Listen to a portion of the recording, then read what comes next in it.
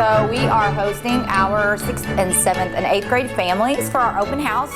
So families are here getting to walk around the school, meet their teachers, and then we have several extracurricular activities set up in the gym for them to also explore.